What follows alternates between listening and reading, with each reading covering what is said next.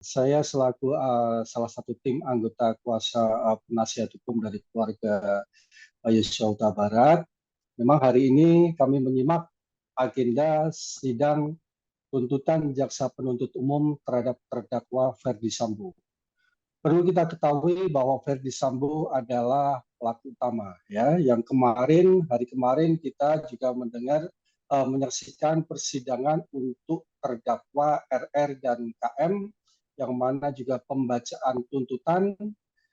Dalam tuntutan tersebut KM dan RR ini sebagai pelaku peserta, ya. Jadi kita bedakan dalam tindak pidana ini yang disebut pelaku itu ada pelaku utama, ada pelaku peserta. Pelaku peserta itu ya makanya di dalam surat dakwaan mau tuntutan itu kan rujukannya yuntunya pasal 55 Delnemeng atau penyertaan. Ya, kembali lagi ke penuntutan hari ini. Kita tadi pada saat awal-awalnya, ya, awal-awalnya saya mengikuti persidangan pembacaan tuntutan sangat senang sekali karena jaksa penuntut umum dalam membuat surat tuntutan itu sangat sistematis, sangat terperinci, sangat detail sekali.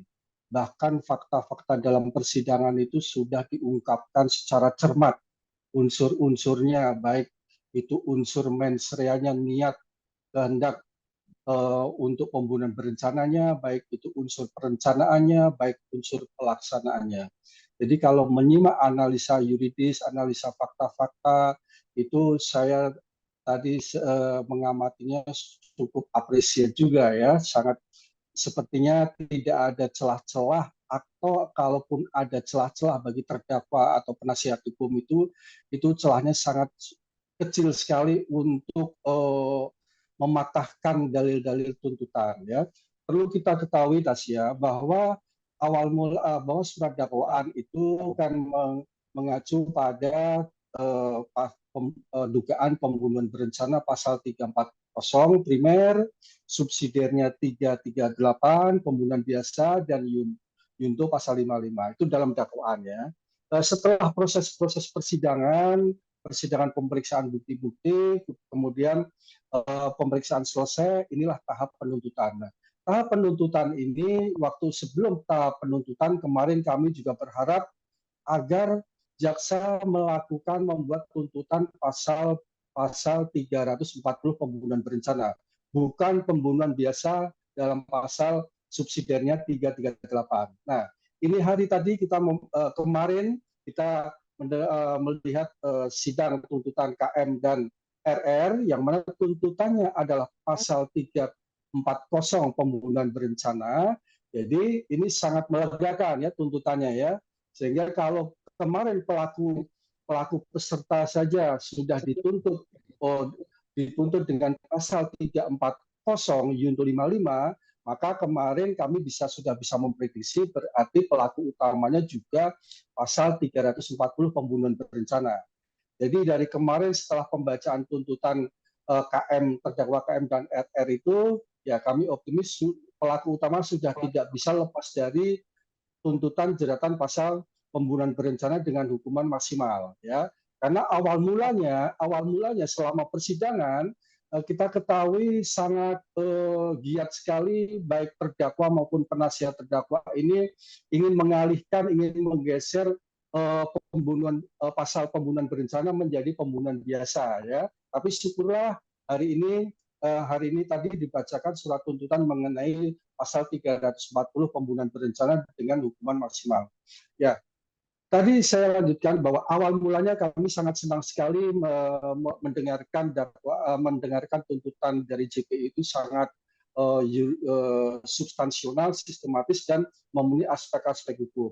Tapi ketika kami pada titik kesimpulan, sebelum membacakan tuntutannya, saya juga sangat senang sekali, ya, ada seperti harapan, ya. Apa harapannya? Karena sebelum tadi jaksa itu melakukan atau permintaan tuntutan, ada disebutkan faktor-faktor yang memberatkan terdakwa Ferdi Sambo, ya. Ada faktor yang memberatkan. Yang memberatkan pertama yaitu tadi kalau saya tidak salah dengar, karena telah menghilangkan nyawa dan melukai hati yang mendalam bagi keluarga, ya. Kemudian ada faktor yang memberatkan lagi bahwa terdakwa FS ini dalam persidangannya tidak mengakui perbuatannya, tidak mengakui kesalahannya, alias dia berbelit-belit. Ya, ini berbelit-belit. Ya, kalau dalam fakta persidangan kan banyak kejanggalan-kejanggalan. Terus ketiga, alasan yang memberatkan ketiga menimbulkan keresahan dan kegaduhan dalam masyarakat. Ya, kemudian ada faktor yang memberatkan juga bahwa tidak sepantasnya terdakwa Ferdi Sambo ini sebagai aparat penegak hukum dan sebagai petinggi Polri melakukan tindakan-tindakan yang tercela. Ya, yang paling terakhir faktor-faktor yang memberatkan bahwa apa yang dilakukan terdakwa Ferdi Sambo ini sangat mencederai atau mengakibatkan banyak anggota Polri yang terlibat. Ya, dan terakhir adalah mencoreng institusi Polri baik di dalam masyarakat Indonesia sendiri maupun di kancah internasional. Nah, kalau saya bandingkan, kalau saya amatin faktor yang memberatkan, saya bandingkan dengan konstruksi tuntutan pasal 340 ya. Pasal 340 KUHP ini adalah sudah ada pembatasan hukumannya ya, hukuman maksimalnya yaitu hukuman mati, yang kedua hukuman seumur hidup, yang ketiga hukuman penjara 20 tahun. Jadi hanya 3 opsi ya, tidak boleh kurang di situ.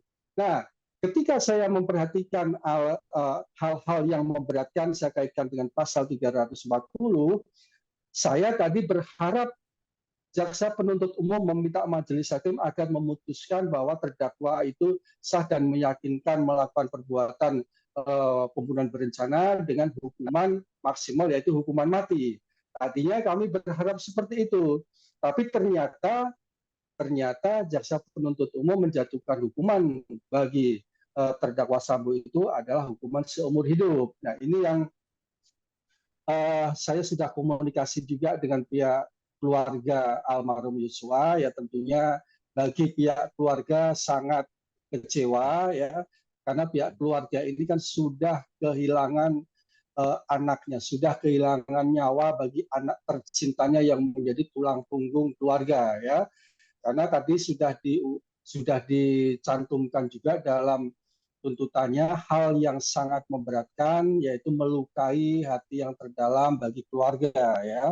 Tentunya bagi keluarga karena sudah kehilangan nyawa anaknya yang tercinta yang menjadi tulang punggung, harapannya juga hukuman mati ya. Itu menurut keluarga yang seadil-adilnya adalah hukuman mati ya. Namun perlu kita ketahui memang parameter adil ini sangat relatif ya. Adil bagi seseorang mungkin belum tentu adil bagi orang yang lain. Nah, ini yang menjadi persoalan. Saya sendiri juga belum bisa masuk dalam cara berpikirnya jaksa penuntut umum bagaimana ini bisa penjatuhan hukumannya seumur hidup. Padahal alasan-alasan yang memberatkan sudah diuraikan dan konstruksi tuntutannya sudah diuraikan dengan jelas. Jadi bagi pihak keluarga tentunya ini belum merupakan keadilan yang maksimal.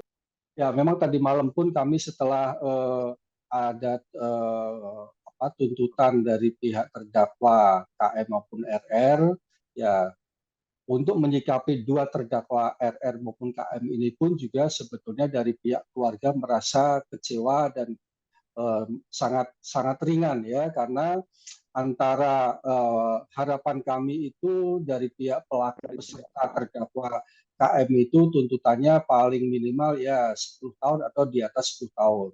Ya. Kemudian RR ini tentunya karena memiliki peran serta yang berbeda ya, peran serta yang berbeda dengan KM, tentunya RR ini tuntutannya lebih tinggi daripada KM, tidak bisa disamaratakan. Mengingat RR ini juga aparat penegak hukum. Kalau KM kan dia sipil, mungkin dia pengetahuan tentang hukumnya masih di bawah RR begitu. Nah, kami juga sempat berbincang kepada ayah dari almarhum Yosua. Memang harapannya memang hukuman maksimal ya, tapi tadi tadi pagi pun kami melihat bahwa Ibu Rosti Simanjuntak juga sangat kecewa sekali dengan apa yang menjadikan tuntutan jaksa penuntut umum kok seumur hidup bukan pidana mati, sedangkan dia sudah kehilangan anak. Ya,